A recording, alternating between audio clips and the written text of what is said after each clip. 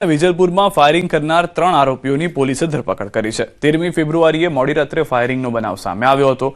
અગાઉ થયેલા ઝઘડાની અદાવતમાં ફાયરિંગ કરવામાં આવ્યું હોવાનું સામે આવતા પોલીસે ફરિયાદ નોંધીને આરોપીઓને પકડવા માટેના તજવીજ શરૂ કરી છે। ત્રણ આરોપીને પકડ્યા છે। એમાં મોહમ્મદ અરબાદ શોએબ કાસમ છે અને રિજવાન ઉર્ફે શેજાન કરીને આરોપી છે। એ ત્રણેય ધરપકડ કરી છે। આ કામે જે મેઇન આરોપી છે અરબાઝ, એની પાસેથી જે ગુનામાં વપરાયેલું હથિયાર છે એ પણ પોલીસે રિકવર કર્યું છે। આ બિડનમેડ પિસ્તોલ છે અને તે એક સુરતનો અજય કરીને છે, એની પાસેથી લાવેલો હોવાની અત્યારે પ્રાથમિક તપાસને જણાવ્યું છે। એની પાસેથી એની જે અજયની હિસ્ટ્રી પણ પોલીસે મેળવી છે, એટલે આગળ પોલીસ તપાસ કરવાની છે। એમાં વાપીથી 107 કરોડની કિંમતનું ડ્રગ્સ ઝડપાયું હતું। વાપી ખાતે ચલા રોડ પર સ્થિત બંગલામાં તેમજ દમણના બામણપૂજા સર્કલ પાસેના ફાર્મ હાઉસમાં રેડ કરી હતી। ટેકનિકલ એનાલિસિસ પછી એ વારાણસી ખાતે આવતો હોવાની જ્યારે ખબર પડી તો ટીમને ત્યાં રવાના કરવામાં આવેલી અને મેહુલ ઠાકોરને એક મકાનની અંદર છુપાયેલો છે, ત્યાંથી લોકલ પોલીસ ઉત્તર પ્રદેશ પોલીસની મદદ લઈ અને આરોપીને એરેસ્ટ કરવામાં આવેલ છે। વાપીથી 107 કરોડની કિંમતનું ડ્રગ્સ ઝડપાયું હતું। વાપી ખાતે ચલા રોડ પર સ્થિત બંગલામાં તેમજ દમણના બામણપૂજા સર્કલ પાસેના ફાર્મ હાઉસમાં રેડ કરી હતી।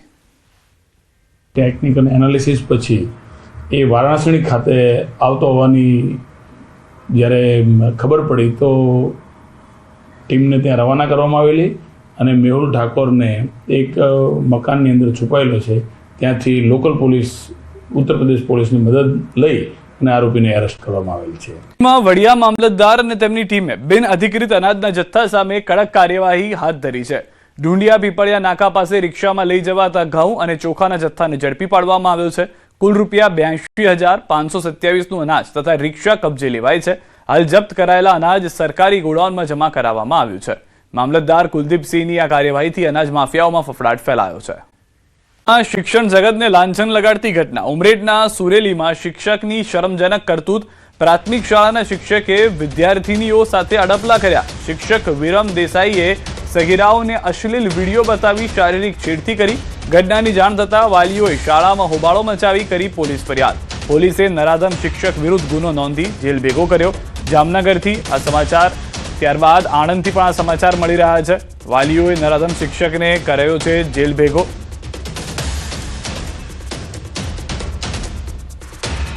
આણંદમાં શિક્ષણ જગતને શર્મસાર કરતી ઘટના જે છે તે જોવા મળી છે। લંપટ શિક્ષકની શરમજનક કરતૂતને લઈને વાલીઓમાં પણ રોષ જોવા મળી રહ્યો છે।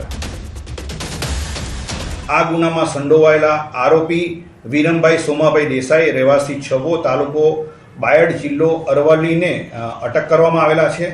આ ગુનામાં ભોગ બનનાર તમામ બાળકોની બાળ સુરક્ષા એકમ દ્વારા પૂછપરછ કરી અને તેઓને સાર સંભાળ રાખવામાં આવેલી છે। રસિયાઓ માટે મહત્વના સમાચાર છે। કેરીના રસિયાઓ માટે અત્યારથી જ માઠા સમાચાર આવી રહ્યા છે। આ વખતે કેસર કેરીનો સ્વાદ બની શકે છે કડવો, કારણ કે સતત વાતાવરણ બદલાતા કેસર કેરીનો વિકાસ રૂંધાઈ ગયો છે। ઉનાળા પહેલા ગીરના ખેડૂતો ચિંતામાં મુકાઈ ગયા છે। મિશ્ર ઋતુને કારણે આંબાવાડીઓમાં નુકસાન થયું છે। આંબા પરનું ફ્લાવરિંગ ખરી રહ્યું છે। પ્રથમ તબક્કો નિષ્ફળ ગયા બાદ આ વર્ષે કેસર કેરીમાં 3 તબક્કામાં ફ્લાવરિંગ જોવા મળ્યું છે, જેમાં પ્રથમ તબક્કામાં મોટાભાગનું ફ્લાવરિંગ ખરી પડ્યું છે। અચાનક વાતાવરણમાં બદલાવ અને ભેજને કારણે ફૂલ ટકી શક્યા નહીં। બીજા તબક્કાનું ફ્લાવરિંગ હાલમાં બોર જેવી કેસર કેરી દેખાઈ રહી છે, પરંતુ તેની વૃદ્ધિ મર્યાદિત છે અને ગુણવત્તા વિશે હજી અનિશ્ચિતતા છે। ત્રીજા તબક્કાનું ફ્લાવરિંગ હાલ શરૂ થયું છે, પરંતુ તેમાં પણ જો વરસાદ વહેલો થાય તો કંઈ જ હાથમાં ન આવે તેવી પરિસ્થિતિ સર્જાઈ ગઈ છે। એમાં ક્યાંક ને ક્યાંક અમુક ફ્લાવરિંગમાં આવરણ આવ્યું છે, અમુકમાં આવ્યું નથી, બળી ગયું છે। અને જેમાં આવ્યું છે એ ફ્લાવરિંગ પણ અત્યારે હાલમાં જે નવું ફૂટ આવે છે એમના કારણે ખરણ વધારે છે અને મધ્યાનો ઉપદ્રવ પણ વધારે છે। જેથી ખેડૂતો હવે સતત ને સતત છેલ્લા 4-5 વર્ષથી આનું ઉત્પાદન મેળવી શકતા નથી, તેમના કારણે નુકસાનીમાં છે। તેથી ખેડૂતો બગીચા કાપવા તરફ વળ્યા છે અને થાકી બગીચાના ઓલાથી થાકી અને બગીચાઓ કાપવા તરફ વળ્યા છે। કેસર કેરીનું ઉત્પાદન જો ઓછું થાય, નહિવત ઉત્પાદન થાય તો કેસર કેરીનો સ્વાદ કડવો બની શકે છે। અને અત્યાર સુધી વરસાદ ચાલુ જ હતો અને અત્યારે પહેલા 11મા મહિનામાં ફૂટ્યો અને પાછો આ 3જા મહિનામાં સ્ટેપ ફૂટે છે, એટલે જે આગતરું છે ને એ બધું ખરી જાય છે, ઝીણી ઝીણી પેપડી છે ને એ બધું ખરી જાય છે, એટલે પોઝિશન બહુ વીક છે અત્યારે। હજી તો આ તો કુદરતી ઉપર છે. હજી જો માવઠાની આગાહી આવે તો હજી કાંઈ આનું નક્કી નિવારણ થાય નહીં. કેસર કેરીની આ વખતે બહુ જ પોઝિશન ખરાબ છે. આવું 4-5 વર્ષથી આવું જ ચાલુ છે. ત્રણેય ઋતુ ભેગી થઈ છે. શિયાળો, ઉનાળો, જ્યારે માવઠું આવી જાય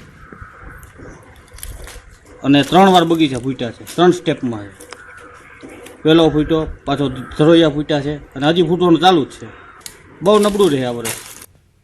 ખેડૂતોના જણાવ્યા અનુસાર બદલાતું વાતાવરણ બગીચાઓને માફક નથી આવી રહ્યું. ખેડૂતોને તો ત્યાં સુધી ડર છે કે હવે બગીચા કાપવા પડશે. હજુ માવઠું ત્રાટકે તો મોટા પાયે નુકસાનીની પણ ભીતિ છે, કારણ કે 3 ઋતુ ભેગી થતા કેરીના પાક પર મોટી આફત આવી પડી છે.